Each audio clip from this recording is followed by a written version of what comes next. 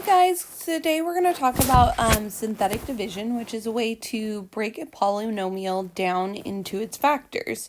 So we're going to explore this, look at an example, and then see where it takes us.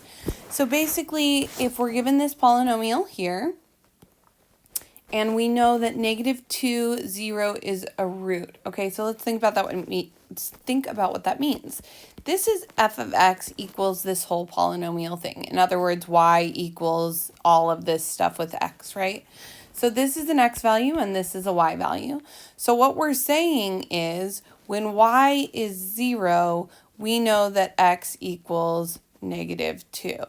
So this should work out. If we were to fill all this in, we should get a true statement here. So we're going to use the concept of this to create what we call synthetic division to take a factor out. So what we know is that if x equals -2 is a root, then if we were to add 2 back to get the factor, x plus 2 is our factor. So what we do with synthetic division is we take the root or the value of x that we want to evaluate. So right now we're evaluating x equals -2, and we put that in this little special box here. Then we're going to list out all the leading, or not just the leading coefficient and all of the coefficients in order, replacing anything that's missing with a 0. So what I mean by that is we start with the degree 3, degree 2, degree 1, degree 0. So this is currently in descending order and there are no missing parts. So we're going to do 2, 5, -4, -12. Remember that the operation goes with the guy behind it. So that's where the -4 and -12 come from. Okay, what you do is bring the 2 down. So your leading coefficient is just going to stay down. So you're in this column here, we're going to be adding.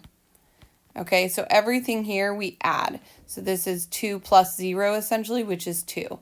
Then we do a diagonal multiplication. Let's see if I can color coordinate this for you guys. So diagonally we're multiplying. That's a bad choice of variable. Let's say multiply in pink so that we know. Multiply. So 2 times -2 is -4. That goes here. Then we're going to add again. So now we're adding again. We're adding 5 plus -4. We get 1.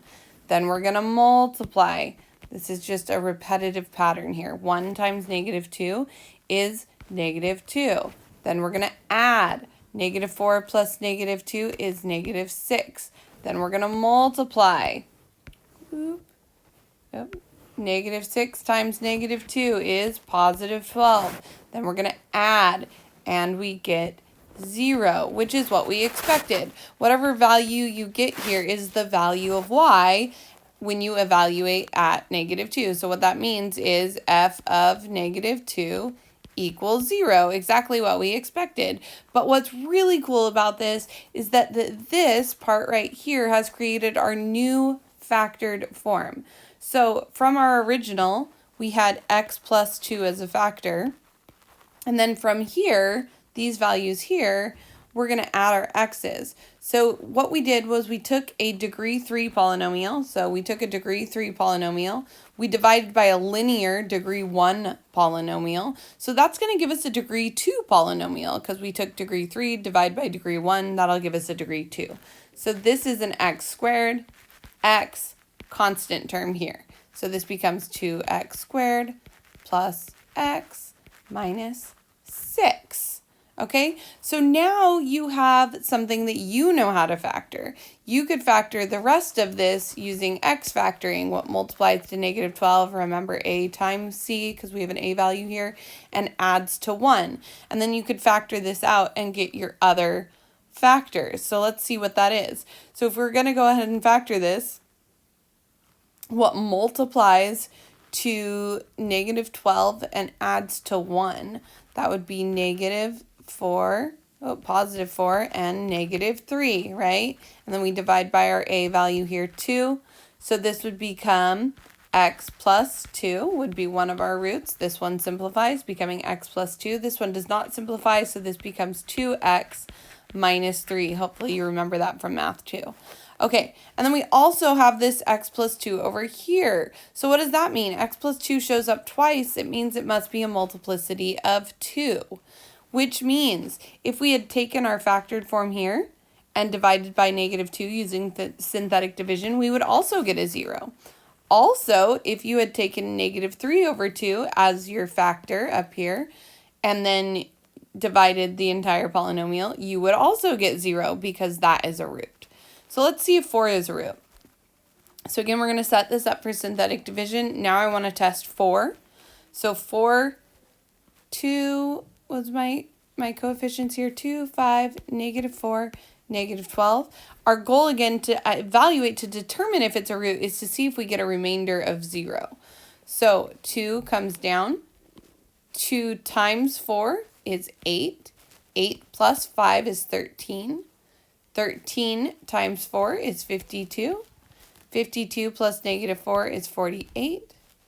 48 times 4 is 192. I'm already feeling like there's no way this is going to give me a 0. In fact, it gives me a remainder of 180. So this is your remainder here. And what that tells us is that f of 4, when we evaluate it, equals 180. So it's not a root, it's just a point on the function. So the point for 180 is going to live on that function there. Okay, let's look at the next example. We have a new polynomial, also a degree 3, and we want to know if 5 is a root. So same concept as last time. We're going to set it up with synthetic division. Double check that we're in descending order and that we don't need any zeros here. We have 3, -8, -121, 210, no zeros needing here. I'll do an example of that. In fact, let me write that down here. So if you have something like x to the 5th plus 3x squared plus 1. Okay, notice we have a 5-degree polynomial, but we do not have 6 terms here. So the leading coefficient here is a 1. This is a 3, this is a 1, but we have to do placeholders. So if we were evaluating this, let's say at, I don't know, 2, right? So we'd have a 1 for our 5. And then really what we have here, squeezed in here, is 0x to the 4th plus 0x to the 3rd, right? Before we get to our 3x squared. So plus 0, 0, 3, 0, 1, because in between here we have 0, plain old x. So when you're setting this up for synthetic division, it's really, really important that you put in placeholders for any exponent x values that are not there. Okay, so again, this example had all of them, which is why I have no zeros. So I bring down my 3. 3 times 5 is 15. We add our 8 and we get 7. We multiply 7 times 5 and get 35. We add those two together, we get -86. We multiply -86 times -5 and we get -430.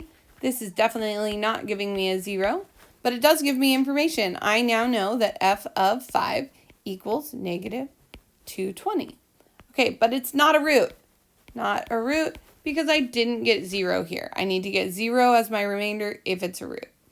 So is x equals 6 a root? The other way they might ask this question is x plus 6 a factor. So remember, if x plus 6 is your factor, then x equals -6 is your actual root. So let's evaluate at -6. Again, our leading coefficients here, 3, -8, -121, 210. Bring down your 3. 3 times -6 is -18. Add -26. -26 times -6, 156. Add 35. Multiply 35 by -6, -210. Add, we get 0. Yay, we found a root. So that means that x plus 6 is a factor and x equals -6 is a root. So what we're left here is, then again, we started with a degree 3, so this is going to be a degree 2, degree 1, and our constant term. So this is 3x squared minus 26x plus 35. And again, from that point, you could try using all our quadratic factoring strategies to fully factor this polynomial. So if we wanted to do that using x factoring, we would say what multiplies to 3 times 35, which is 105, and adds to negative 26. Okay, you could guess and check your way to this answer, but what I see here is 26 and a number that ends in 5. So my instinct is maybe 21 and 5, and it turns out that's correct. So it's negative 21 and negative 5. So again, we need to divide by our a value. So this becomes x minus 7, because 21 is divisible by 3, and 3x minus 5. So those are my two other factors, but don't forget this is a degree 3 polynomial, so we need at least 3 x values in here. This would be fully factored, bringing my x plus 6 from what we had already discovered. Also, you could use synthetic division and divide by potential roots, and we're going to talk about that in the next video as to what the roots might be. Okay, and then again, just remember that anytime you have one that doesn't have all its placeholders, let's do one more example. We could have something like 7x to the 4th minus 10x to the 5th plus 6x squared minus 7. Okay, first thing I notice is this is not even in descending order, so I want to first list these in descending order, and then I'm going to drop in placeholders as well. Negative 10x to the 5th plus 7x to the 4th. Notice I go from a 5 to a 4, so far I'm good. But then I do not have a degree 3 term, so I'm going to do plus 0x to the 3rd. Again, putting in a placeholder there. Then I go back, I do have a square term, plus 6x squared. But then I don't have just a constant x term, so plus 0x, and then minus 7. So then what you get when you put it in synthetic division form, you'd have negative 10, 7, 0, 6, 0, negative 7. Really, really, really important to consider those placeholders. I put in some notes also on synthetic division if you need more on this. Hope that's making sense. Miss you guys.